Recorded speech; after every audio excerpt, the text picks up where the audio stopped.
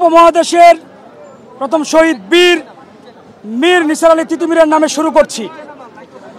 আমাদের এই সংগ্রাম দীর্ঘ 28 বছরের সংগ্রাম এবং আমরা একদম দ্বার প্রান্তে, বিজয়ের দ্বার প্রান্তে যখন এসে পৌঁছালাম, দুঃখের বিষয় রাষ্ট্র আমাদের সাথে প্রতিনিয়তই যে দ্বিচারিতা করে যাচ্ছেন তার শেষ এখন পর্যন্ত হয়নি।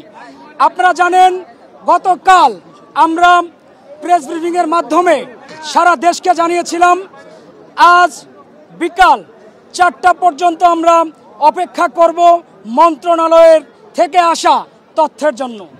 তারা যে তথ্য জানিয়েছেন আমরা জানতাম এমন তথ্যই তারা দেবেন, কারণ এর আগেও 18 নভেম্বর আমাদের বারাসাত ব্যারিকেড টু মহাখালী কর্মসূচি যখন চলমান ছিল তখন আমাদেরকে মন্ত্রণালয়ে ডাকা হয়। আমরা গিয়েছিলাম, তখনও এই একই আশ্বাস দিয়েছিলেন, মূলত স্বাধীনতার মোড়কে সেই পরাধীনতার শৃঙ্খলা আবার আমাদেরকে পড়াতে চায়।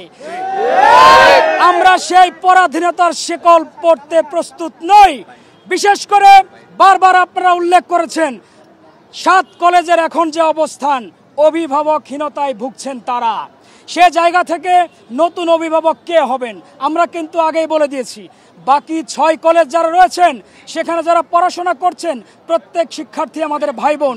রাষ্ট্র আমাদেরকে বারবার তাদের প্রতিদ্বন্দ্বী বানিয়ে দিচ্ছেন।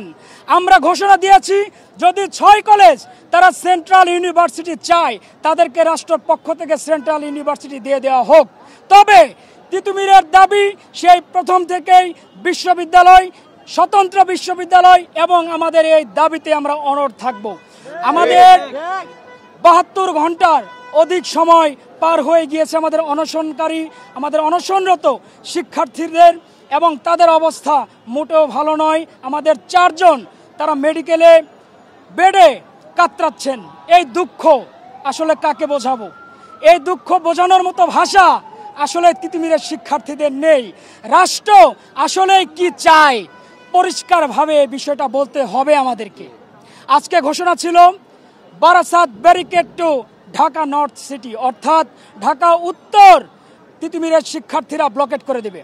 এবং আপনারা ইতিমধ্যে জেনেছেন সন্ধ্যার পর থেকে মহাখালী পয়েন্ট এবং আমরা মাত্র গুলশান পয়েন্ট থেকে আসলাম, প্রত্যেকটি জায়গায় আমরা এই মেসেজটি দিতে চেয়েছি, আমরা জনদুর্ভোগ চাই না, আমরা জনভোগান্তি চাই না, কিন্তু রাষ্ট্র আমাদের কথা শুনতে চায় না। আপনারা যদি আলোচনা করতে না চান সরাসরি বলতে হবে আমরা আলোচনার জন্য প্রস্তুত নই। তবে শুধুমাত্র, আবারও বলি, শব্দটি যদিও শুনতে ভালো লাগে না, সেই মূলা ঝোলাবেন না। সেই মূলা ঝোলানো আশ্বাস তিতুমীরের শিক্ষার্থীরা আর গ্রহণ করতে রাজি নয়। আপনারা মন্ত্রণালয় থেকে দায়িত্ববান একজনকে পাঠান। আপনারা গত 2 দিন আগে একজনকে পাঠিয়েছিলেন, নাম বলবো না। তিনি এসে শিক্ষার্থীদের সাথে কথা বলেন। শিক্ষার্থীদের স্পন্দন শক্তি সম্পর্কে তার ধারণা নেই, শিক্ষার্থীদের পালস সম্পর্কে তার ধারণা নেই। তিনি কি বলেন? আগা নেই গোড়া নেই, যা ইচ্ছা তাই বলে যান। এভাবে নয়। আমরা চাই, আমরা জানি 24-এর বিপ্লবের পর সমস্ত প্রশাসনিক কাঠামো চেঞ্জ হয়েছে, সেখানে যারা বসেছেন তারা যোগ্য ব্যক্তি।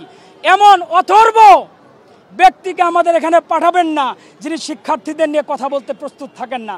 তার মন গড়া যেটা মনে হয় সেটা শিক্ষার্থীর উপর চাপিয়ে দিলে 24-এর পর 25-এ এসে শিক্ষার্থীরা এটা গ্রহণ করে নেবে না। এবং আজকের পর আমাদের যেহেতু বিকেল 4টা পর্যন্ত সময় বাধা ছিল, আমরা আলোচনা করব আবার, এবং আপনাদের যে নোটিশ মন্ত্রণালয় থেকে দেওয়া হয়েছে সেটি আমরা প্রত্যাখ্যান করছি। কোনোভাবে সাধারণ শিক্ষার্থী এমন অকার্যকর নোটিশ গ্রহণ করে নেবে না। আপনাদের বলা ছিল আমাদের 7টি দফা রয়েছে, সেই 7টি দফার এক দফাতে গিয়ে পরিণত হয়েছে। সেই দফাটি হচ্ছে তিতুমীরের সামনে আসবেন, দায়িত্ববান কেউ একজন আসবেন এবং ঘোষণা দিবেন আজ থেকে তিতুমীর কলেজকে রাষ্ট্রীয়ভাবে তিতুমীর বিশ্ববিদ্যালয় হিসেবে স্বীকৃতি দেওয়া হলো। আমরা পড়ার টেবিলে ফিরতে চাই, আমরা আমাদের পড়াশোনায় ফিরতে চাই।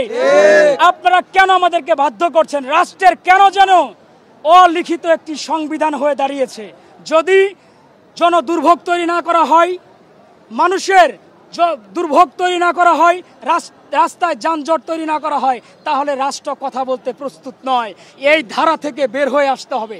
আপনাদেরকে শিক্ষার্থীর পালস বুঝতে হবে এবং যেটা আলোচনা করতে চাই সেই ব্যক্তিকে পাঠান যিনি আলোচনা করার মতো যোগ্যতা রাখে।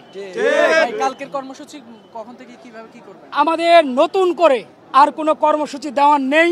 আমাদের আমরণ অনশন চলছে এবং গতকাল যেটি ঘোষণা করেছিলাম Barasat barricade two Dhaka north city, আমাদের এই কর্মসূচি চলমান থাকবে যতদিন তিতুমির বিশ্ববিদ্যালয় রাষ্ট্রীয়ভাবে স্বীকৃতি না পায়। আচ্ছা, আপনারা এই কর্মসূচির মধ্যে কি যেমন আজকে মানে অল্প সময় রাস্তা ব্যারিকেড করেছেন মহাখালী থেকে গুলশানে, এইভাবে করে কি আপনারা সবসময় যে মানে রাস্তা অবরোধ করে যাবেন? দেখুন, আমরা যার আদর্শ ধারণ করি তিনি হচ্ছেন বীর তিতুমির। তিনি আমাদেরকে বুদ্ধিভিত্তিক আন্দোলন করতে শিখিয়েছেন। আপনারা জানেন আজ ইজতেমার জন্য আমাদের মুসল্লিরা যাচ্ছিলেন, সেই কথা বিবেচনা করে আমরা সকাল থেকে দুপুর পর্যন্ত আমাদের অবস্থান কর্মসূচি, আমাদের মিছিল, আমাদের রাস্তা ব্যারিকেড সব শিথিল রেখেছিলাম যেন কোনো দুর্ভোগ তৈরি না হয়। আমরা অপেক্ষা করছিলাম 4টা পর্যন্ত, আসলেই তারা কি সুবার্তা দিতে পারবেন কিনা। 4টার পর যেটা দেখলাম সেটার জন্য আমরা মোটেও প্রস্তুত নই। দয়া করে এমন তালবাহানাপূর্ণ কথা বলে দাঙ্গা লাগাবেন না। এই দাঙ্গার জন্য দায়ী আপনাদের সেই অকার্যকর প্রশাসনই থাকবে।